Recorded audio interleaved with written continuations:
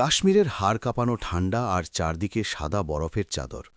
এই মোহনীয় সৌন্দর্যের আড়ালে যে কত মৃত্যুভাঁদ লুকিয়ে আছে তা কেবল ওপরওয়ালাই জানেন।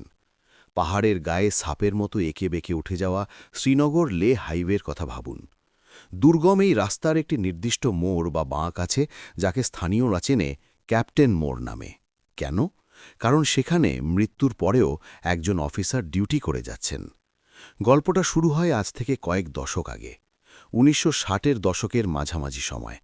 ভারতীয় সেনাবাহিনীর এক দুঃসাহসী অফিসার ছিলেন ক্যাপ্টেন গম্ভীর সিং।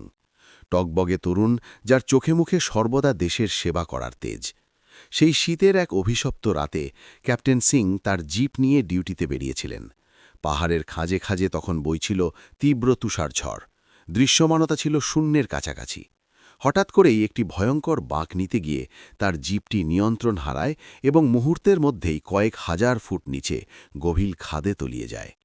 কয়েকদিন পর যখন তাকে উদ্ধার করা হয়, তখন তার প্রাণ পাখি উড়ে গেছে ঠিকই, কিন্তু তার কর্তব্যবোধ সম্ভবত শরীর ছাড়েনি। ঘটনা শুরু হয় তার মৃত্যুর কিছুদিন পর থেকে। রাতে যখন বড় বড় ট্রাক বা সেনাবাহিনীর গাড়ি ওই মোড়টি পার হয়, তখন অদ্ভুত সব ঘটনা ঘটতে থাকে। অনেক চালক দাবি করেন তারা কুয়াশার বুক চিরে হঠাৎ একজন সেনা সদস্যকে বেরিয়ে আসতে দেখেছেন। লম্বা গড়ন, পরনে পুরনো আমলের ইউনিফর্ম।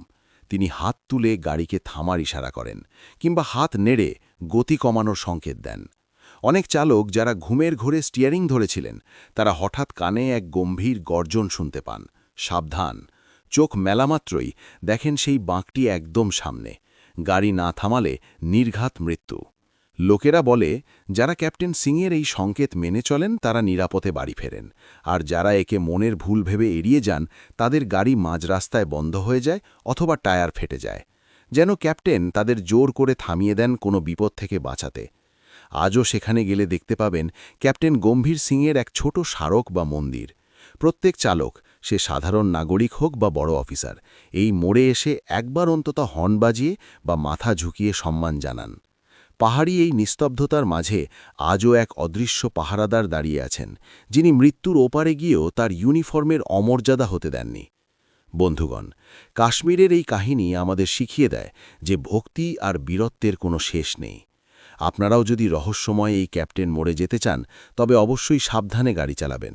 মনে রাখবেন, সেখানে কেউ একজন আজও পাহারায় আছেন।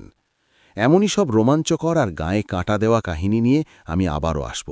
আমি আপনাদের বন্ধু, আর আপনারা দেখছেন ইউটিউব চ্যানেল বিভ্রম ৭।